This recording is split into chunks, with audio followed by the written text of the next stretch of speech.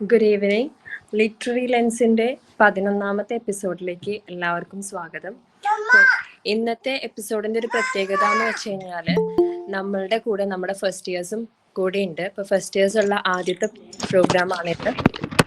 അപ്പോൾ അവരുടെ ഒരു അറിവിന് വേണ്ടിയിട്ട് ഡോക്ടർ നസീലർ, നമ്മൾ പ്രിൻസിപ്പൾ വന്നതിന് ശേഷമാണ് ഇങ്ങനെ ഒരു ഇനീഷ്യേറ്റീവ് ഉണ്ടായിട്ടുള്ളത്.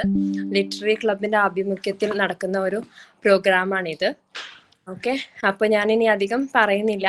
നമ്മുടെ റിവ്യൂക്ക് വേണ്ടിയിട്ട് ഫസ്റ്റ് ഇയറിൽ നിന്ന് തന്നെ ഉള്ള ഒരു കുട്ടീനെയാണ് സ്വാഗതം ചെയ്യുന്നത്.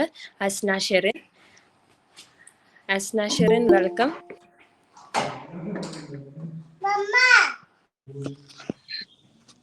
കേൾക്കുന്നുണ്ടോ? ഉണ്ട്. സ്റ്റാർട്ട് ചെയ്യാം.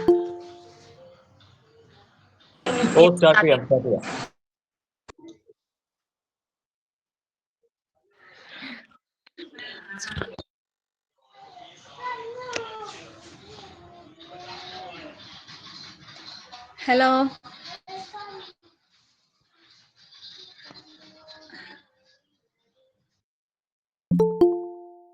ഓക്കെ. അപ്പോൾ നമ്മുടെ ലിറ്ററൽ ലെൻസിന്റെ 11ാമത്തെ എപ്പിസോഡാണിത്. അപ്പോൾ ഈ ഒരു എപ്പിസോഡിൽ എനിക്ക് അവസരം കിട്ടിയതിൽ വളരെയധികം നന്ദിയുണ്ട്. അപ്പോൾ ഫസ്റ്റ് ഓഫ് ഓൾ നമ്മുടെ ഈ ഒരു പ്രോഗ്രാമിനെ പറ്റി പറയുകയാണെങ്കിൽ ഒരുപാട് ആൾക്കാർക്ക് വളരെയധികം യൂസ്ഫുൾ ആയിട്ടുള്ള ഒരു പ്രോഗ്രാം ആയിട്ടാണ് എനിക്ക് തോന്നിയത്.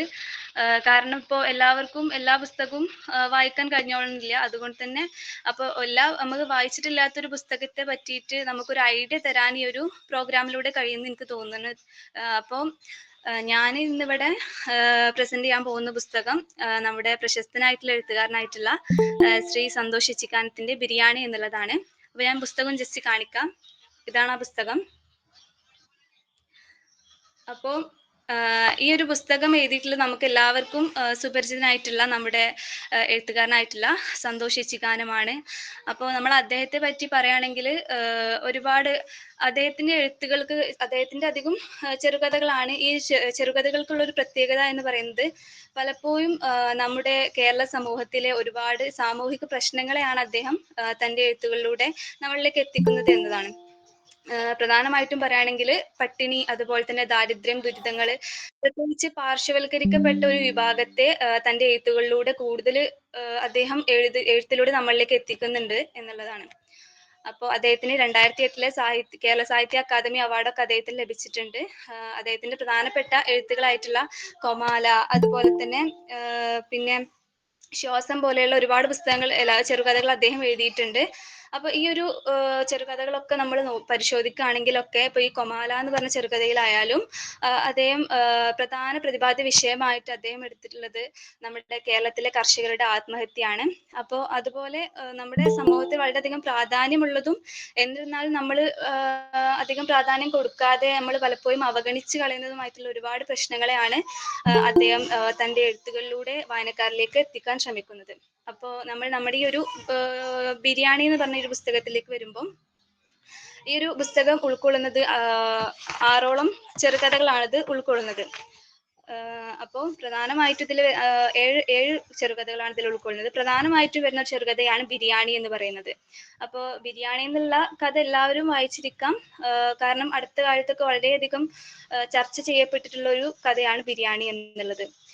അപ്പോൾ ബിരിയാണി, അതുപോലെ തന്നെ നായിക്കാപ്പ്, മനുഷ്യാലയങ്ങൾ, മരപ്രഭു, ലിഫ്റ്റ്, ആട്ടം തുടങ്ങിയിട്ടുള്ള 7ഓളം ചെറുകഥകളാണ് ഈ ഒരു പുസ്തകത്തിൽ ഉൾക്കൊള്ളുന്നത്. അപ്പോൾ നമുക്ക് ഈ ഒരു പുസ്തകം വായിക്കുമ്പോൾ നമുക്ക് നമ്മുടെ ചുറ്റും നടക്കുന്ന ഒരുപാട് കാര്യങ്ങളെ നമുക്ക് മനസ്സിലാക്കാൻ പറ്റും. നമുക്ക് അറിയുന്നതാണ്, പക്ഷെ അതിന്റെ ഒരു തീവ്രത നമ്മളിലേക്ക് എത്തിക്കാൻ അദ്ദേഹത്തിന് ഈ ഒരു ചെറുകഥകളിലൂടെ കഴിഞ്ഞിട്ടുണ്ട്. അപ്പോൾ പ്രധാനമായിട്ട് ഇപ്പൊ ഫസ്റ്റ് ചെറുകഥയായിട്ടുള്ള ഈ ഒരു ബിരിയാണി എന്ന് പറയുന്നത് അദ്ദേഹം 2016 മാതൃഭൂമി ആഴ്ച പതിപ്പിലൂടെയാണ് അദ്ദേഹം പ്രസിദ്ധീകരിച്ചിട്ടുള്ളത്. അപ്പോൾ ഈ ഒരു ചെറുകഥയിൽ നമ്മൾ നോക്കുകയാണെങ്കിൽ പ്രധാനമായിട്ട് നമുക്ക് കാണാൻ പറ്റുന്നത് നമ്മുടെ മലയാളികളുടെ ധൂർത്ത്, ധാരാളിത്തം, അതുപോലെ തന്നെ ഒരു ഭാഗത്ത് ധാരാളിത്തവും ധൂർത്തുമാണെങ്കിൽ മറുഭാഗത്ത് പട്ടിണിയും വിശപ്പും സങ്കടങ്ങളും ദുരിതങ്ങളും ഉള്ള ഒരു വിഭാഗത്തെയും നമുക്ക് ഈ ഒരു ചെറുകഥയിൽ കാണാൻ പറ്റും. അപ്പൊ ഞാൻ ഈ ഒരു ചെറുകഥനെ പറ്റിയിട്ടൊരു ഷോർട്ടായിട്ടുള്ള ഒരു കാര്യം പറയുകയാണെങ്കിൽ, ഇപ്പോൾ നമ്മുടെ ഇതിലെ കഥാപാത്രമായി വരുന്നത് ബീഹാർ സ്വദേശിയായിട്ടുള്ള ഗോപാൽ യാദവ് എന്ന് പറഞ്ഞിട്ടുള്ള ഒരു വ്യക്തിയാണ്. അപ്പൊ അദ്ദേഹത്തിന്റെ കഷ്ടപ്പാടുകൾ നമുക്ക് ഈ ഒരു കഥ വായിക്കുമ്പോൾ നമുക്ക് മനസ്സിലാവും. അതുപോലെ തന്നെ നമുക്ക് ചിന്തിക്കേണ്ട ഒരു കാര്യം കൂടി ഇതിലുണ്ട്. അതായത് മറ്റുള്ള ആൾക്കാരുള്ള നമ്മുടെ മനോഭാവം, അതായത് പലപ്പോഴും നമ്മൾ നമ്മളിലേക്ക് തന്നെ ചുരുങ്ങുന്നതായിട്ടും അതുപോലെ തന്നെ മറ്റുള്ള അല്ലെങ്കിൽ ഇതര സംസ്ഥാന തൊഴിലാളികളോടുള്ള നമ്മുടെ മനോഭാവത്തെ ഇതിൽ നമുക്ക് കാണാൻ പറ്റും.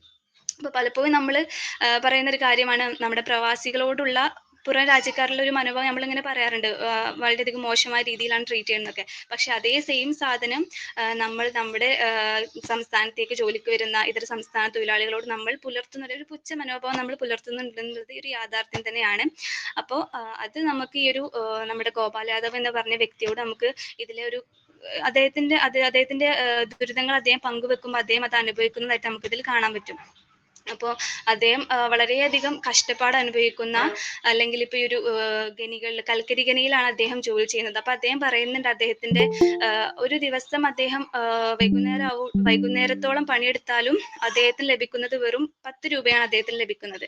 അപ്പൊ ഈ ഒരു 10 രൂപയിൽ നിന്നും അദ്ദേഹം പറയുന്നുണ്ട്, സൈക്കിൾ ചവിട്ടി വരുമ്പോൾ ഓരോ ചെക്ക് പോസ്റ്റ് കടന്നു പോകുമ്പോഴും അതിങ്ങനെ ക്യാഷ് കുറഞ്ഞു കുറഞ്ഞു വന്നിട്ട് വളരെയധികം ഒരു കുറഞ്ഞ തുക മാത്രമേ അദ്ദേഹത്തിന്റെ കയ്യിൽ ഉണ്ടാവുള്ളൂ. അപ്പൊ ഈ ഒരു തുക കൊണ്ടാണ് അദ്ദേഹത്തിന്റെ കുടുംബം ഓരോ ദിവസവും കഴിഞ്ഞു പോവാനുള്ളത്. അപ്പോൾ അദ്ദേഹത്തിന്റെ കഷ്ടപ്പാടുകൾ മാറാൻ വേണ്ടിയിട്ട് അദ്ദേഹം കേരളത്തിലേക്ക് ജോലിക്ക് വന്നതാണ്. അപ്പൊ ഇതൊക്കെ ഒരാളോട് പറയുമ്പോൾ അതൊക്കെ കേൾക്കുന്ന ആൾക്ക് അതൊന്നും ഒരു വലിയ കാര്യമില്ല, അതൊരു വേറൊരു പുച്ഛമായിട്ടുള്ള ഒരു മനോഭാവം ഉണ്ടാവണം. ആ സമയത്ത് അദ്ദേഹം ചിന്തിക്കുന്ന ഒരു കാര്യമുണ്ട്, അത് നമുക്ക് പലപ്പോഴും ഒരു വലിയൊരു കോട്ടായിട്ട് മാറുന്ന ഒരു കാര്യമാണ്. അതായത് നമ്മൾ നമ്മുടെ സങ്കടങ്ങൾ മറ്റുള്ളവരോട് പങ്കുവെക്കുമ്പോൾ കേൾക്കുന്ന ആള് ചെറുതായിട്ടെങ്കിലും ആ ഒരു ഇതിലൂടെ സങ്കടങ്ങളിലൂടെ കടന്നു പോയിട്ടുണ്ടാവണം. എന്നാൽ മാത്രമേ അതിന്റെ ആ ഒരു തീവ്രത, അല്ലെങ്കിൽ നമ്മൾ പറയുന്നത് അവർക്ക് നമ്മളൊരു കോമാളിയോ അല്ലെങ്കിൽ ഒരു പരിഹാസമോ ഒക്കെ ആയിട്ട് തീരുമെന്നുള്ളതാണ് അദ്ദേഹം പറയുന്നത്. അതുപോലെ തന്നെ ഇതിലെ പ്രധാനപ്പെട്ട ഒരു പ്രമേയമാണ് ഈ കഥയിലെ വിശപ്പ് എന്ന് പറയുന്നത്. നമുക്ക് നമ്മുടെ ഈ ഒരു ബീഹാർ സ്വദേശിയായിട്ടുള്ള ഗോപാൽ യാദവിനെ ക്ഷണിക്കുന്ന ജോലിക്ക് വേണ്ടി വരുന്നത് ഒരു കലന്തൻ ഹാജി എന്ന് പറയുന്ന ഒരു വ്യക്തിയുടെ വീട്ടിലൊരു വിവാഹ ചടങ്ങ് നടക്കുകയാണ്. അപ്പോൾ അവിടെയാണ് നമുക്ക് മലയാളികളുടെ ധാരാളിത്തത്തെ അദ്ദേഹം തുറന്നെഴുതുന്നത്. അദ്ദേഹം അതായത് ഒരുപാട് ഭക്ഷണം വേസ്റ്റ് ആക്കി കളയുന്ന, അല്ലെങ്കിൽ തങ്ങളുടെ ആഡംബരത്വം കാണിക്കാൻ വേണ്ടി ഒരുപാട് വിഭവങ്ങൾ ഉണ്ടാക്കുകയും അതെല്ലാം വേസ്റ്റ് ആയി പോവുകയും ചെയ്യുന്ന ഒരു അവസ്ഥ നമുക്ക് ഇതിൽ കാണാൻ പറ്റും. അപ്പോൾ ഈ ഒരു വേസ്റ്റ് ആയി പോകുന്ന ഭക്ഷണത്തെ കുഴിച്ചു മൂടാൻ വേണ്ടിയിട്ടാണ് നമ്മുടെ ഗോപാൽ യാദവിനെ അവര് ജോലിക്ക് കൊടുത്തിട്ടുള്ളത്. അപ്പൊ ഈ ഒരു ഗോപാൽ യാദവിന്റെ അവസ്ഥയാണെങ്കിലോ ഒരു നേരത്തെ ഭക്ഷണം പോലും ഇല്ലാത്തൊരു അവസ്ഥ. നമുക്ക് ഈ ഒരു കഥയുടെ അവസാന ഭാഗം വായിക്കുമ്പോഴാണ് നമുക്ക് ഈ ഒരു കഥയിലെ ഒരു ആത്മാവ് എന്നതിനെ നമുക്ക് പറയാൻ പറ്റും. അത് വായിക്കുമ്പോൾ നമുക്ക് വായിക്കുന്നവരുടെ എല്ലാവരുടെയും മനസ്സിലൊരു എവിടെയൊക്കെ ഒരു കുളത്തിൽ നമുക്ക് അനുഭവപ്പെടുന്നതായിട്ട് ഉണ്ടാവും. അപ്പൊ ഞാൻ ഈ അവസാന ഭാഗം ഈ ചെറുകഥയുടെ അവസാന ഭാഗം ഒന്ന് വായിക്കാം. ഇനി അതെല്ലാം ചവിട്ടി ലെവലാക്കിക്കോ, പയ്യൻ പറഞ്ഞു. ഗോപാൽ യാദവ് കുറച്ചു നേരം മിണ്ടാതെ കുഴിയുടെ വക്കിൽ തന്നെ നിന്നു. ചവിട്ടി അമർത്തി ബായ്, സിനാൻ ഒച്ച വെച്ചു. മണി 11 ഗോപാൽ യാദവ് കാലുയർത്തി. കിടക്കുന്നത് ബസ്മതിയാണ്. ചവിട്ട് ബായ്, സിനാൻ വീണ്ടും ഒച്ച വെക്കുന്നു. ചവിട്ടി, നെഞ്ചത്ത് തന്നെ ചവിട്ടി. ആദ്യം ഒരു കരച്ചിൽ കേട്ടു, പിന്നെ അതൊരു ഞെരക്കമായി, ഒടുവിൽ അതും ഇല്ലാതായി. ഇനി മൂടിക്കോ, വിയർത്തൊലിച്ച് കാൽപാദങ്ങൾ നെയ്യും മസാലയുമായി നിൽക്കുന്ന ഗോപാലിനോട് സിനാൻ പറഞ്ഞു. ഒരു കൈക്കോട്ട് മണ്ണു കോരി കുഴിയിലിട്ടതും ഗോപാലിനെ കൂടി ചേർത്ത് മൊബൈലിൽ ഒരു സെൽഫിക്ക് പോസ്റ്റ് ചെയ്തുകൊണ്ട് സിനാൻ ചോദിച്ചു, ബായ്ക്ക് എത്ര മക്കളാ? ഒരു മോള്. എന്താ പേര്? ബസ്മതി. നിക്കാഹ് കഴിഞ്ഞാ? ഇല്ല. അത് കേട്ടത് മൊബൈൽ എടുത്ത് പോക്കറ്റിലിട്ടുകൊണ്ട് സിനാൻ പ്രതീക്ഷയോടെ ഗോപാൽ യാദവിനെ നോക്കി. പഠിക്കാണോ? അല്ല. പിന്നെ? മരിച്ചു. മരിച്ചാ? വലിയൊരു ആഘാതം ഉണ്ടാക്കിയില്ലെങ്കിലും അങ്ങനെ ഒരു ഉത്തരം സിനാനെ ലേശം തളർത്തി. എങ്ങനെ? അവൻ ചോദിച്ചു വിശന്നിട്ട്. ഗോപാൽ യാദവ് ഒരു കൈക്കോട്ട് മണ്ണുകൂടി ബസ്മതിക്കുമേൽ കൊത്തിയിട്ടു. പിന്നെ കുറേ ശ്വാസം ഉള്ളിലേക്ക് വലിച്ചെടുത്തു. അപ്പൊ ഈ ഒരു ഭാഗം വായിക്കുമ്പോഴാണ് നമുക്ക് ഈ ഒരു കഥയുടെ തീവ്രത നമ്മളിലേക്ക് എത്തുന്നത്. അതായത് തന്റെ മകൾ വിശന്ന് പട്ടിണി കിടന്ന് മരിച്ച ഒരു മകളുള്ള ഒരു അച്ഛനാണ് ഇവിടെ ബാക്കി വരുന്ന. ഇതിൽ പറയുന്നുണ്ട്, ദം പൊട്ടിക്കാത്ത ചെമ്പടക്കം ബിരിയാണി ഈ ഒരു കുഴിയിലേക്ക് കൊണ്ടുവന്നിട്ടിട്ട് അദ്ദേഹത്തോട് ചവിട്ടി താഴ്ത്താനായിട്ട് ആവശ്യപ്പെടാണ്. അപ്പൊ ഇവിടെ യഥാർത്ഥത്തിൽ അദ്ദേഹം കുഴിച്ചിരുന്ന അദ്ദേഹത്തിന്റെ സ്വന്തം മകളെയാണ്. വിശന്ന് മരിച്ച, അല്ലെങ്കിൽ അതുപോലെ തന്നെ നമുക്ക് ഇവിടെ അദ്ദേഹത്തിന്റെ ഭാര്യ മാതങ്കി എന്ന് പറഞ്ഞുള്ള ഒരുപാട് ഈ ഒരു ബസ്മതി അരിയെ ഇഷ്ടപ്പെടുന്ന ഒരാളാണ്. അപ്പൊ അത് അദ്ദേഹത്തിന് വാങ്ങിക്കൊടുക്കാൻ കഴിയുന്നില്ല. അങ്ങനെ ഒരുപാട് കഷ്ടപ്പാടുകളും ദുരിതങ്ങളുമാണ് നമുക്ക് ഈ ഒരു കഥയിൽ നമുക്ക് കാണാൻ പറ്റുന്നത്. അതുപോലെ തന്നെ ഇതിൽ ഉൾക്കൊള്ളുന്ന മറ്റ് ചെറുകഥകളായിട്ടുള്ള ആട്ടം, മരപ്പാവ, അങ്ങനെ ഒരുപാട് ചെറുകഥകൾ, 7ഓളം ചെറുകഥകളാണ് ഈ ഒരു ബിരിയാണി എന്ന് പറയുന്ന ഈ ഒരു പുസ്തകത്തിൽ ഉൾക്കൊള്ളുന്നത്. അപ്പോൾ ഇതിലെ ആട്ടെന്ന് പറഞ്ഞിട്ടുള്ള ഒരു ചെറുകഥ എടുക്കുകയാണെങ്കിൽ അത് നമ്മുടെ സമൂഹത്തിൽ പട്ടിണി തന്നെയാണ് അദ്ദേഹത്തിന്റെ കഥകളിൽ ഇതിലെയും പ്രധാന പ്രമേയം എന്ന് പറയുന്നത്. അതായത് ഒരു വിഭാഗം ഒരു കോടീശ്വരന് രൂപപ്പെടുമ്പോൾ അതേ വശം മറ്റൊരു വശത്ത് ആയിരക്കണക്കിന് പാവങ്ങൾ രൂപപ്പെടുന്നുണ്ട് എന്നാണ് അതെ. പക്ഷേ പലപ്പോഴും നമ്മൾ മറ്റുള്ളവരിലേക്ക് നോക്കാതെ നമ്മളിലേക്ക് മാത്രം ചുരുങ്ങുകയും നമ്മുടെ ആഡംബരത്വം കാണിക്കുകയും നമ്മുടെ കൂടെയുള്ളവരെ അല്ലെങ്കിൽ കഷ്ടപ്പാട് അനുഭവിക്കുന്നവരെ നമ്മൾ അവർക്ക് വേണ്ട പരിഗണന നൽകാതെ അല്ലെങ്കിൽ അവരെ ചേർത്ത് പിടിക്കാതെ ഇരിക്കുന്ന ഒരു അവസ്ഥയാണ് നമുക്ക് കാണുന്നത്. അത് അപ്പൊ ഈ ആട്ടം എന്നുള്ള ചെറുകഥയിൽ ഒരു തെയ്യം ആടുന്നതിനെ പറ്റിയാണ് പറയുന്നത്. അപ്പോൾ ചെറിയ കുട്ടികൾ ബാലന്മാര് തെയ്യം കളിക്കും. എന്തിനു വേണ്ടിയിട്ടാണ്? അവരുടെ ഒരു നേരത്തെങ്കിലും വിശപ്പ് മാറ്റാൻ വേണ്ടിയിട്ടാണ്. അപ്പോൾ അവർക്ക് ഈ ഒരു തെയ്യം കളിക്കുന്നതിൽ ഓരോ വീട്ടിലും നടന്നിട്ട് അതിൽ പറയുന്നുണ്ട്, ആ ഒരു കഥ വായിക്കുമ്പോൾ നമുക്ക് മനസ്സിലാവും, കാലിനൊക്കെ കാലിന്റെ ഉപ്പൂറ്റിയൊക്കെ മുറിവായിട്ട് ചോരൊക്കെ വരാൻ തുടങ്ങിയിട്ടുണ്ട്. പക്ഷെ എന്നിരുന്നാലും അവര് അത് ചെയ്തുകൊണ്ടിരിക്കണം. കാരണം അവർക്ക് ഒരു നേരത്തെ ഭക്ഷണമെങ്കിലും അവർക്ക് ലഭിക്കണമെങ്കിൽ അത് അവരുടെ ഈ ഒരു ജോലി അവർക്ക് ചെയ്തേ പറ്റൂ. അപ്പോൾ വളരെയധികം കഷ്ടപ്പാട് അനുഭവിക്കുന്നവരെ തുറന്ന് എഴുതിയിരിക്കുന്ന ഒരു പുസ്തകം തന്നെയാണ് ഈ ഒരു ബിരിയാണി എന്ന് പറഞ്ഞത്. പിന്നെ ഇതിലെ മറ്റു പ്രധാനപ്പെട്ട വിഷയമാണ് ഞാൻ നേരത്തെ പറഞ്ഞ പോലെ തന്നെ മറ്റുള്ളവരോടുള്ള നമ്മുടെ മനോഭാവം. അതായത് ഇപ്പോൾ മറ്റുള്ള ഇതര സംസ്ഥാന തൊഴിലാളികളോടായിക്കോട്ടെ, അല്ലെങ്കിൽ നമ്മുടെ കൂടെയുള്ള പാവങ്ങൾ, പണക്കാരെന്നുള്ള ഒരു വേർതിരിവ് തുടങ്ങിയ കാര്യങ്ങളൊക്കെ നമുക്ക് കാണാൻ പറ്റും. മറ്റൊരു വിഷയമാണ് നമ്മുടെ ഇടയിലുള്ള ഈ ഒരു വർഗീയത. അതുപോലെ തന്നെ രാഷ്ട്രീയമായിക്കോട്ടെ മതപരമായിക്കോട്ടെ, അങ്ങനെ പരസ്പരം ഉള്ള ആ ഒരു പക, മനസ്സിൽ സൂക്ഷിക്കുന്ന ഒരു പക എന്നുള്ളത് നമുക്ക് ഇതിലെ ഒരു കഥയിൽ നമുക്കത് കാണാൻ സാധിക്കുന്നുണ്ട്. അതായത് ഇതിലെ മനുഷ്യാലയങ്ങൾ എന്ന് പറഞ്ഞിട്ടുള്ള മൂന്നാമത്തെ ചെറുകഥയാണ് ഈ ഒരു പുസ്തകത്തിലെ. ഈ ഒരു ചെറുകഥയിൽ നമുക്ക് കാണാൻ പറ്റുന്നത് ആ ഒരു പകയുടെ തീവ്രതയാണ് കാണാൻ പറ്റുന്നത്. അതായത് മനുഷ്യരെല്ലാവരും ഒരേ സമൂഹത്തിൽ നമ്മളെല്ലാവരും ഒരേ ഭൂമിയിൽ ജീവിക്കുമ്പോഴും മനസ്സിൽ പക സൂക്ഷിച്ച് അത് വീട്ടാനൊരു അവസരം കിട്ടുമ്പോൾ അത് ഉപയോഗിക്കുന്നവരാണ് നമുക്ക് കാണാൻ പറ്റുന്നത്. ഇപ്പൊ ഈ ഒരു മനുഷ്യാലയങ്ങൾ എന്ന് പറഞ്ഞ ഈ ഒരു കഥയിലാണെങ്കിൽ രണ്ട് രാജു അതുപോലെ തന്നെ നവാസ് എന്ന് പറഞ്ഞ രണ്ട് കഥാപാത്രങ്ങളാണ്. അപ്പൊ ഇവിടെ ഈ ഒരു ഒരുപാട് വർഷങ്ങൾ പഴക്കമുള്ള ഒരു തങ്ങളുടെ പകയെ നമ്മുടെ വീട്ടുന്നത് എങ്ങനെയെങ്കിലും ഒന്ന് അത് ചെയ്യുന്നതിലൂടെ ഒരു മനസ്സുഖം കിട്ടുന്ന ഒരു ഇത് നമുക്ക് കാണാൻ പറ്റും. അത് ഈ രാജു എന്ന് പറഞ്ഞ കഥാപാത്രം അവര് ഈ ഒരു നവാസിന്റെ വീട്ടിലെ ആൾക്കാർ വളരെയധികം സ്നേഹിച്ച് വളർത്തുന്ന പക്ഷിയെയും രണ്ട് കുഞ്ഞുങ്ങളെയും ചവിട്ടി അരച്ചിട്ടാണ് ആ ഒരു പക അവര് വീട്ടുന്നത്. അപ്പൊ ഇങ്ങനത്തെ ഒരുപാട് നമുക്ക് ചിന്തിക്കാനുള്ള ഒരുപാട് തോട്ട് പ്രൊവോക്കിംഗ് ആയിട്ടുള്ള ഒരു പുസ്തകമാണ് ഈ ഒരു ബിരിയാണി എന്ന് പറയുന്നത്. കാരണം ഇതിലെ 7 ചെറുകഥകളും നമുക്ക് നമ്മുടെ സമൂഹത്തിലെ പ്രശ്നങ്ങളും അതുപോലെ തന്നെ നമുക്ക് ഒരുപാട് ചിന്തിക്കാനുള്ള, ഒരുപാട് മനസ്സിലാക്കാനുള്ള ചെറുകഥകളാണ് ഈ ഒരു പുസ്തകത്തിൽ അദ്ദേഹത്തിന് ഈ പുസ്തകത്തിലുള്ളത്. അപ്പോൾ നമുക്ക് ഈ ഒരു പുസ്തകം തരുന്ന സന്ദേശം എന്തെന്ന് വെച്ചാല്, നമ്മൾ നമ്മുടെ ചുറ്റുമുള്ളവരെ എപ്പോഴും നമ്മൾ ചേർത്ത് പിടിക്കണം എന്നുള്ളതാണ്. അവിടെ നിങ്ങള് ആ ഒരു ഞങ്ങള് നിങ്ങൾ എന്നുള്ള ആ ഒരു വേർതിരിവില്ലാതെ നമ്മളെല്ലാവരും ഒന്നാണ്, നമ്മളെല്ലാവരും മനുഷ്യന്മാരാണ്. അവിടെ അതിർത്തികളോ രാജ്യങ്ങളോ മതങ്ങളോ രാഷ്ട്രീയമോ ഒന്നുമില്ല. എല്ലാവരും ഒന്നാണ്. വിശക്കുന്നവന് ചേർത്ത് പിടിക്കണം, കഷ്ടപ്പാട് അനുഭവിക്കുന്നവന്റെ കൂടെ നിൽക്കണം, എല്ലാവരും ഒന്നായിട്ട് നിൽക്കണം എന്നുള്ള ആ ഒരു സന്ദേശമാണ് നമുക്ക് ഈ ഒരു പുസ്തകത്തിലൂടെ നമുക്ക് ലഭിക്കുന്നത്. അതുപോലെ തന്നെ ഒരുപാട് വിവാദങ്ങൾക്ക് കാരണമായിട്ടുള്ള ഒരു പുസ്തകം ആണ് ഈ ഒരു ബിരിയാണി എന്ന് പറയുന്നത്. പക്ഷെ എന്നിരുന്നാലും ഈ ഒരു പുസ്തകം വായിച്ചപ്പോൾ എനിക്ക് തോന്നിയിട്ടുള്ള ഒരു കാര്യം എന്ന് പറഞ്ഞത് ഇതിലെ പ്രധാന വില്ലനായിട്ട് കാണിക്കുന്ന വിശപ്പിനെയാണ്. വിശപ്പ് നമ്മളെ പലപ്പോഴും നമ്മൾ തമാശയൊക്കെ പറയുന്ന ഒരു കാര്യമാണ്, വിശന്നാൽ ഞാനല്ലാതായി തീരും എന്നുള്ളത്. അപ്പോൾ അതുപോലെ തന്നെ വിശപ്പ് നമ്മളെ ഒരു ക്രൂരനോ അല്ലെങ്കിൽ മോഷ്ടാവോ ഒക്കെ ആക്കി തീർക്കുന്നുള്ളതാണ്. അതിനുള്ള ഉദാഹരണം നമുക്ക് കേരളത്തിൽ തന്നെയുണ്ട്. വിശപ്പ് കാരണം ഭക്ഷണം മോഷ്ടിച്ച ഒരാളെ അടിച്ചു കൊന്നതായിട്ടുള്ള ഒരു കാര്യം നമുക്ക് തന്നെ അറിയാവുന്നതാണ്. അപ്പം ഈ ഒരു പുസ്തകം ഞാൻ എല്ലാവർക്കും സജസ്റ്റ് ചെയ്യാണ്. കാരണം ഒരിക്കലും നമുക്കിത് വായിച്ചാൽ വെറുതെ ഒരു ചെറുകഥ വായിക്കാതല്ല, ഓരോ കഥയിലും നമുക്ക് ഒരുപാട് ചിന്തിക്കാനും ഒരുപാട് മനസ്സിലാക്കാനും ഉള്ള ഓരോ കാര്യങ്ങൾ ഈ ഒരു ഓരോ ചെറുകഥയിലും ഉൾപ്പെടുത്തിയിട്ടുണ്ട് അദ്ദേഹം.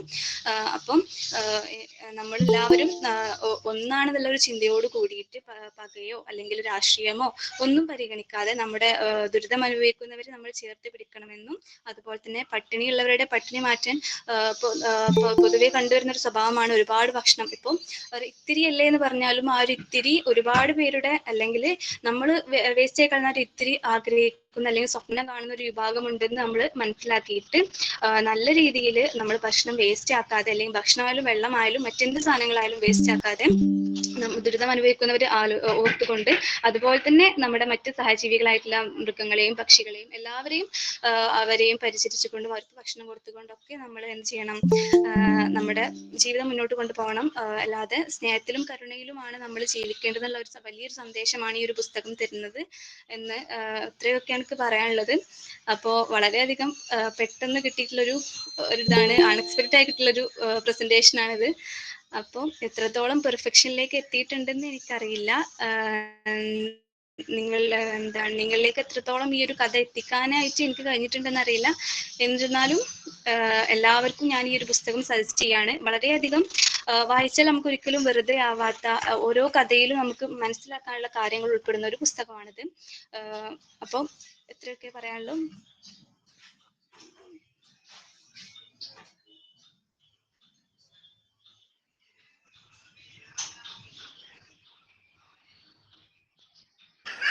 Thank you Asna. ഞാൻ ആദ്യം തന്നെ അസ്നനെ അപ്രീഷിയേറ്റ് ചെയ്യാണ്. ഫസ്റ്റ് തന്നെ, അതായത് നിങ്ങൾ വന്നിട്ടുള്ള ആദ്യത്തെ പ്രോഗ്രാമാണ്, ആദ്യം തന്നെ പ്രസന്റ് ചെയ്യാനുള്ള ആ ഒരു ഗട്സിനെ ഞാൻ ആദ്യം തന്നെ അപ്രീഷിയേറ്റ് ചെയ്യാണ്. നന്നായി റിവ്യൂ ചെയ്തു. ഇനി ആർക്കെങ്കിലും ഫീഡ്ബാക്ക് പറയാനുണ്ടോ?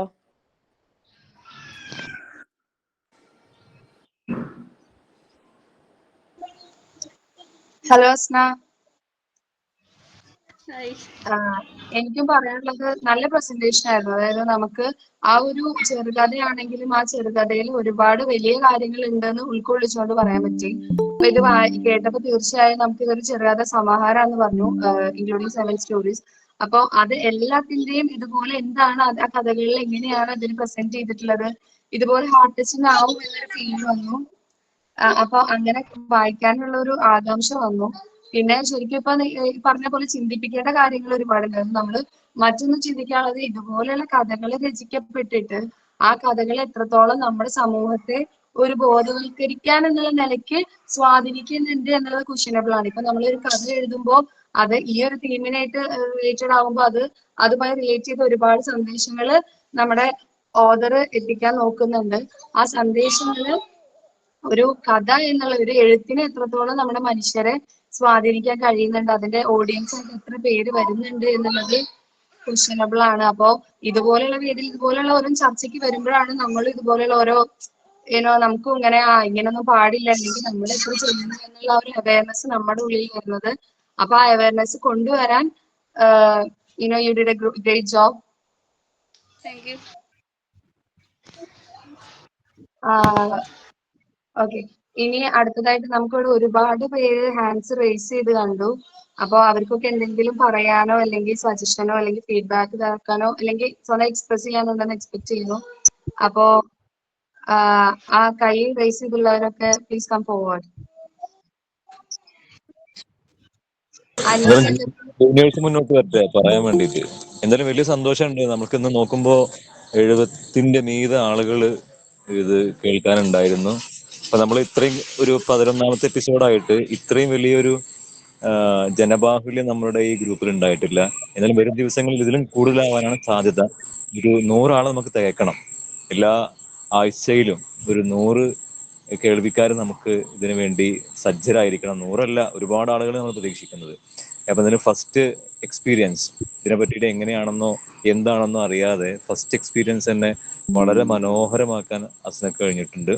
കാരണം വളരെ കുറഞ്ഞ സമയം കൊണ്ട് നമ്മളൊരു 20ഓളം മിനിറ്റാണ് എടുത്തുള്ളത് തോന്നുന്നുണ്ട്. ആ 20 മിനിറ്റിനുള്ളിൽ എല്ലാ കാര്യവും വളരെ കൃത്യമായിട്ട് നമ്മളിലേക്ക് എത്തുന്ന രീതിയിലായിരുന്നു അസ്ന പ്രസന്റ് ചെയ്തത്. വളരെ സന്തോഷമുണ്ട്.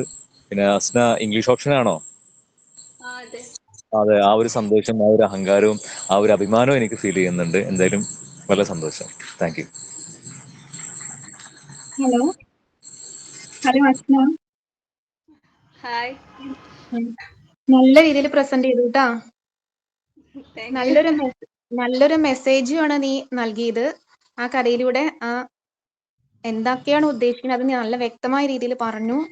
അപ്പോ നന്നായിരുന്നു. Thank you. ഹലോ അസ്ന, വളരെ നല്ല രീതിയിൽ പ്രസന്റ് ചെയ്തിട്ടുണ്ട്. പ്രത്യേകിച്ച് ഇന്നത്തെ ഒരു കണ്ടംപററി ഇവന്റുമായിട്ടൊക്കെ കണക്ട് ചെയ്തിട്ട് വളരെ നല്ല രീതിയിൽ അത് പ്രസന്റ് ചെയ്തു അല്ലേ.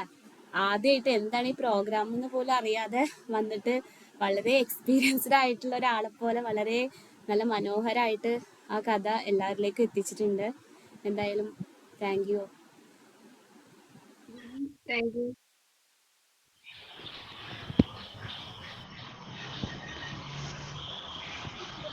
എന്തായാലും നമുക്കിപ്പോ ആദ്യം തന്നെ ഫീഡ്ബാക്ക് പറഞ്ഞ 3 പേരും ടീച്ചേഴ്സ് ആണ്.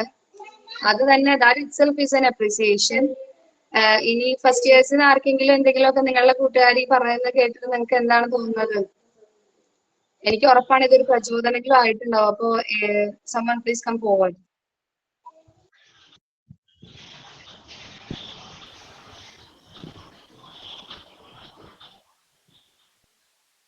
വേറൊരു കാര്യം കൂടെ പറയാൻ വിട്ടു, ഇതിൽ നമ്മുടെ കുറെ അലുമിനീസും ജോയിൻ ചെയ്തിട്ടുണ്ട് കേട്ടോ, അതും വളരെ സന്തോഷമാണ്.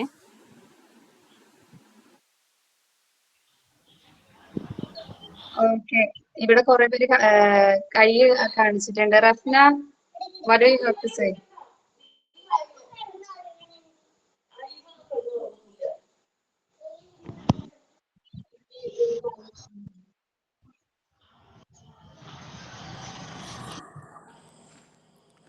ഹലോ, കേൾക്കാണോ? ഓക്കെ, അസ്ന വളരെ നന്നായിട്ട് തന്നെ പ്രസന്റ് ചെയ്തിരിക്കുന്നത്. എനിക്ക് ഭയങ്കര സന്തോഷമായി കേട്ടപ്പോൾ. അതായത് ഞാൻ വായിച്ചിട്ടുള്ള ബുക്കല്ല, ഒരുപാട് കേട്ടിട്ടുണ്ട് ബിരിയാണി എന്നുള്ള സ്റ്റോറിനെ പറ്റിയിട്ട്, പക്ഷെ വായിക്കാൻ പറ്റിയിട്ടില്ല. പക്ഷെ ഇത് വായിക്കുന്നതിനൊക്കെ അടിപൊളിയായിട്ട്, അല്ലെങ്കിൽ ഭയങ്കര അതിൽ എന്തൊക്കെയാണ് ഉള്ളത്, അല്ലെങ്കിൽ ഏതൊക്കെ പോയിന്റ്സ് നമ്മളെ റെലവെന്റ് ആയിട്ടുള്ള കാര്യങ്ങളൊക്കെ വെച്ചിട്ട് അവൾ ഭയങ്കര അടിപൊളിയായിട്ട് തന്നെ പ്രസന്റ് ചെയ്തിട്ടുണ്ട്. അത് സ്റ്റാർട്ടിങ്ങിൽ ഇത്ര അടിപൊളിയായത് ഭയങ്കര നല്ലൊരു കാര്യമാണ്. കാരണം അവൾക്ക് പെട്ടെന്ന് കൊടുത്ത ടോപ്പിക്കാണ് പ്രസന്റ് ചെയ്യാൻ ടൈം കിട്ടുന്നത്. അപ്പൊ ഇന്ന് പോയിട്ട് വേണം ചെയ്യാനും കറക്റ്റ് വായിക്കാനും എന്നൊക്കെ പറഞ്ഞിട്ടുണ്ടായിരുന്നു. അപ്പൊ അതൊക്കെ വെച്ച് നോക്കുമ്പോൾ വളരെ അടിപൊളിയായിട്ടാണ് അസ്ന ചെയ്തത്. കൺഗ്രാറ്റ്സ്.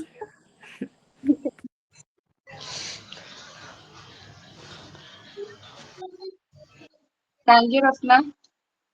അടുത്തതായിട്ട് ഞാൻ ആരെങ്കിലും ഫീഡ്ബാക്ക് പറയാൻ ആഗ്രഹിക്കുന്നുണ്ടോ?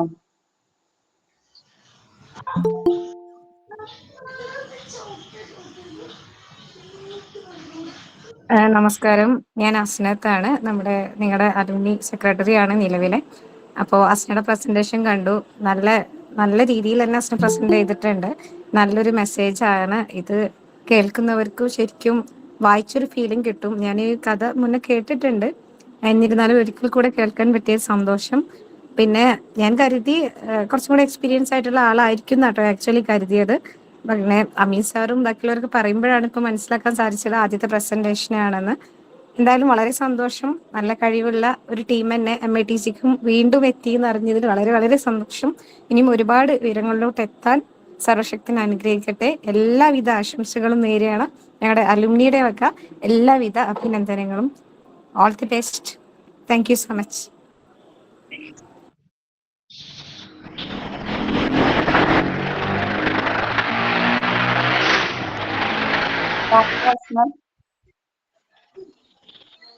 Hello Asna, good evening. Good evening. Hello, അസ്നയുടെ പ്രസന്റേഷൻ വളരെ നന്നായിരുന്നു. ഓൾറെഡി ഞാൻ ഇതിന്റെ റിവ്യൂ 2 പ്രാവശ്യം കേട്ടതാണ്. കൂടാതെ നമ്മളെ മനോരമയുടെ സപ്ലിമെന്ററിയിലും ഈ സ്റ്റോറി വന്നിട്ടുണ്ടായിരുന്നു. ആ ടൈമിൽ ഞാൻ ഇത് വായിച്ചിട്ടുണ്ടായിരുന്നു. വായിച്ച സമയത്ത് ഞാൻ കുറച്ചു നേരം ഞാൻ ഇരുന്നു പോയി. വായിച്ചു കഴിഞ്ഞതിന് ശേഷം എന്താണ് ഈ സ്റ്റോറിയുടെ കഥ കേട്ട് കുറച്ചു നേരം എനിക്ക് ഒന്നും ചെയ്യാൻ പറ്റാത്തൊരു ഫീലിംഗ് ഈ സ്റ്റോറിക്ക് ഉണ്ടായിരുന്നു. അപ്പോ ഈ കഥയുടെ മെസ്സേജ് അസ്ന നല്ല രീതിയിലാണ് നൽകിയിട്ടുള്ളത്. അപ്പൊ അത് എല്ലാവരുടെയും ജീവിതത്തിൽ അത് പകർത്താൻ സാധിക്കട്ടെ എന്ന് ആശംസിക്കുന്നു. കൂടാതെ അസ്നയുടെ പ്രസന്റേഷൻ വളരെ നന്നായിരുന്നു. Okay, thank you Asna. Thank U.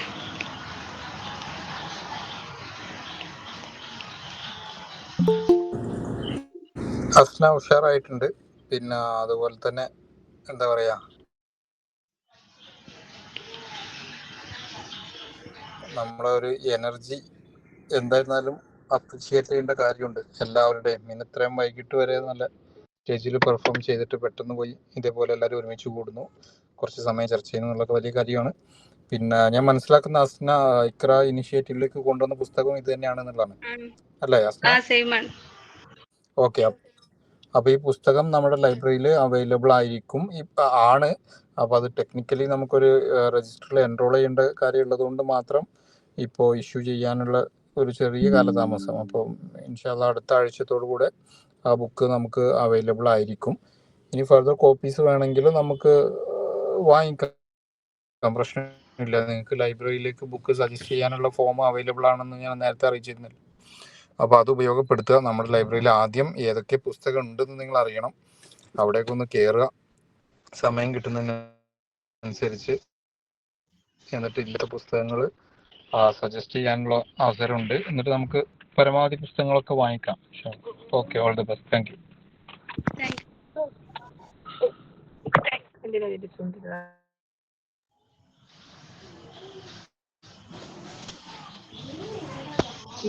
Majority of faculty ഇന്ന് അസ്നേനെ ഫീഡ്ബാക്ക് പറഞ്ഞിട്ടുണ്ട്. ഇനി ആർക്കെങ്കിലും ഏതെങ്കിലും സ്റ്റുഡൻസിന്റെ അറിവിലേക്ക് ആർക്കെങ്കിലും ഇതുപോലെ എന്തെങ്കിലും ഫീഡ്ബാക്ക് പറയാൻ താല്പര്യം ഉണ്ടെങ്കിൽ മുന്നോട്ട് വരാം. Asna, good evening. Good evening. കേൾക്കുന്നുണ്ട്. ഹലോ അസ്ന, ഞാൻ MITC-യിലെ ഒരു അലുമിനിയാണ്. എൻ്റെ പേര് ആരിഫ. വളരെ നന്നായിട്ട് പ്രസന്റ് ചെയ്തിട്ടുണ്ട്. ഞാനും ഇതേപോലെ വളരെ എക്സ്പീരിയൻസ്ഡ് ആയിട്ടുള്ള ഒരാളാണെന്നാണ് വിചാരിച്ചത്. പക്ഷെ ഫസ്റ്റ് ടൈം എന്ന് പറഞ്ഞപ്പോൾ കൂടുതൽ സന്തോഷം. ഒരുപാട് ഇഷ്ടമായി. ശരിക്കും ആ ഒരു ബുക്ക് വായിച്ചൊരു ഫീലിംഗ് കിട്ടി. അപ്പൊ അതിലെ ക്ലൈമാക്സ് ഒക്കെ പറഞ്ഞപ്പോ ശരിക്കും ഒരു മനസ്സിലൊരു വിങ്ങൽ വന്നു. ശരിക്കും അത് വായിച്ച അതേ ഒരു ഫീലിംഗ് കിട്ടിയിട്ടുണ്ട്. കൺഗ്രാറ്റുലേഷൻസ്. ഒക്കെ ഇനി പറഞ്ഞ ഒരുപാട് ഉയരങ്ങളിൽ എത്തട്ടെ. ഒരുപാട് സന്തോഷമായി. എന്താ പറയാ, ഇതിന്റെ റിവ്യൂ ഞാൻ പറഞ്ഞ പോലെ മുന്നേ റിവ്യൂ കേട്ടിട്ടുണ്ട്. പക്ഷെ ബുക്ക് ഇതുവരെ സ്റ്റോറി വായിച്ചിട്ടില്ല. പക്ഷെ ഇപ്പൊ വായിച്ച അതേ ഒരു ഫീലിംഗ് കിട്ടി. പിന്നെ അതിനാണെങ്കിൽ കൂടുതൽ ഇമ്പോർട്ടൻസ് ഉണ്ട്. കാരണം ഇപ്പൊ നമ്മൾ കണ്ടുകൊണ്ടിരിക്കുന്ന ഒരു കാര്യങ്ങൾ തന്നെയാണല്ലോ ഇത്. അപ്പോ നമ്മുടെ ഇപ്പോഴത്തെ ഒരു സാഹചര്യമായിട്ട് ഒരുപാട് അതുകൊണ്ട് തന്നെ ഇതിന് ഒരുപാട് ഇമ്പോർട്ടൻസ് ഉണ്ട് ഈ ഒരു സ്റ്റോറിക്ക്. ഇപ്പൊ നമ്മൾ നിലവിൽ കണ്ടുകൊണ്ടിരിക്കുന്ന കാര്യങ്ങൾ. ഒരുപാട് സന്തോഷം. ശരിക്കും അത് വായിച്ച ഫീലിംഗ് കിട്ടി. ആ ഒരു വിങ്ങല് സത്യം പറഞ്ഞ മനസ്സിൽ നിന്ന് ഇപ്പോഴും മാറിയിട്ടില്ല. Thank you so much.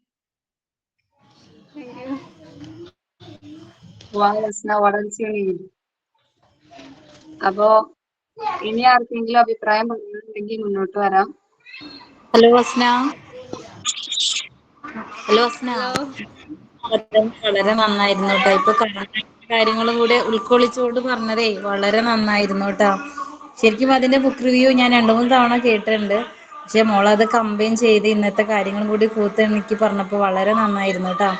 മധുവിന്റെ ഫുഡിന് വേണ്ടിയിട്ട് ഉണ്ടായ ആ ഒരു മരണവും എല്ലാം കൂടി കോർത്തെനിക്ക് പറഞ്ഞത് വളരെ നന്നായിരുന്നു കേട്ടോ. Okay, all the best.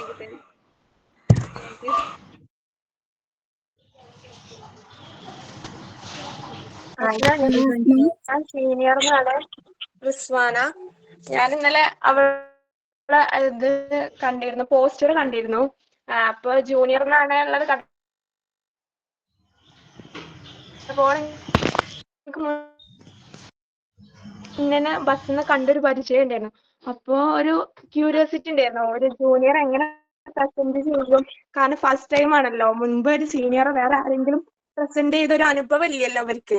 അപ്പൊ നമ്മളെങ്ങനെ പ്രസന്റ് ചെയ്യും. പക്ഷെ മാഷാഅല്ലാ നല്ല അടിപൊളിയായിട്ട് നന്നായി 5 മിനിറ്റിന്റെ ഉള്ളിൽ ഫുള്ളും നല്ല രീതിയിൽ പ്രസന്റ് ചെയ്തു. Thank you.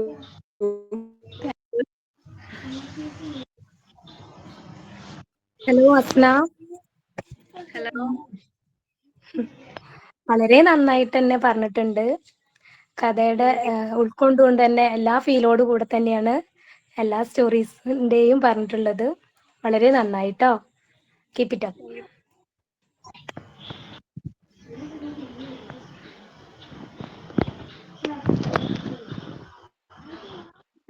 Thank you Anjali's.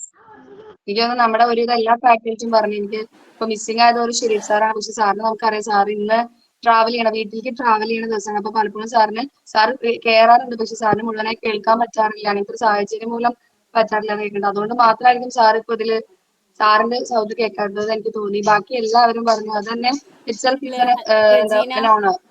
ഇത്രയും ഫീഡ്ബാക്ക് പറഞ്ഞത് ആദ്യമായിട്ടാവില്ല ഈ ഒരു പ്രോഗ്രാമില്.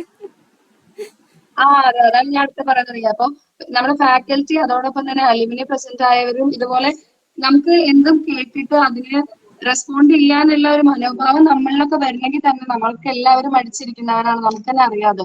അത് വരണമെങ്കിൽ തന്നെ നമ്മൾ അത്രയും മോട്ടിവേറ്റഡ് ആയിരിക്കണം. അപ്പൊ ആ ഒരു മോട്ടിവേഷൻ നൽകാൻ അസ്നാക്ക് സാധിച്ചു. അപ്പോ നന്ദി. ഇനി ഇതുപോലെ തന്നെ നമ്മൾക്ക് മുന്നോട്ടുള്ള എല്ലാ എപ്പിസോഡുകളും ഇതുപോലെ മനോഹരമാവട്ടെ എന്ന് ആശംസിച്ചുള്ള നമുക്ക് പ്രോഗ്രാം വൈൻഡപ്പ് ചെയ്യാം മിസ്. ഓക്കെ. പിന്നെ എനിക്ക് ഒരു പറയാനുള്ള കാര്യം എന്ന് വെച്ചാൽ നമ്മൾ മുന്നേ ഈ പ്ലാറ്റ്ഫോമിൽ പറഞ്ഞിട്ടുള്ള എല്ലാവർക്കും കൂടി ഞാൻ ഒന്നുകൂടി പറയാം. നമ്മൾ കേൾക്കാൻ പറ്റുന്ന സാഹചര്യത്തിലാണെങ്കിൽ എല്ലാവരും നമ്മൾ വീഡിയോ ഓൺ ചെയ്ത് വെക്കണം. അത് മറ്റൊന്നും കൊണ്ടല്ല, അത് നമ്മളിപ്പോ റീസെന്റ് ആയിട്ട് നമ്മൾ അഡാപ്റ്റ് ചെയ്ത് ശ്രമിക്കുന്നതാണ്. കാരണം വെറുതെ ഒരു ഇരുമ്പ് പെട്ടിയോട് സംസാരിക്കുന്നതല്ലാതെ നമ്മളെല്ലാവരും ഇവിടെ കേൾക്കാനുണ്ട് എന്നുള്ളൊരു തോന്നല് ആ വ്യക്തിക്ക് ഉണ്ടാക്കാൻ വേണ്ടിയിട്ടും കൂടിയാണ് പല സാഹചര്യത്തിലും നമ്മൾ തുറന്നിരിക്കേണ്ടി വരുന്നത്. അപ്പോ അങ്ങനെ ഇനി തുടർന്നുള്ള ക്ലാസ്സുകളിൽ കൂടുതൽ എപ്പിസോഡ്സിൽ കൂടുതൽ സപ്പോർട്ട് ഇതുപോലെ എനർജിയോട് കൂടി ഫീഡ്ബാക്ക് ഒക്കെ എക്സ്പെക്ട് ചെയ്തുകൊണ്ട് ഇന്ന് പങ്കെടുത്ത എല്ലാവർക്കും പ്രത്യേകിച്ച് നമ്മൾ പ്രസന്റ് ചെയ്ത അസ്നാക്കും താങ്ക് യു പറഞ്ഞുകൊണ്ട് അവസാനിപ്പിക്കുന്നു. Thank you.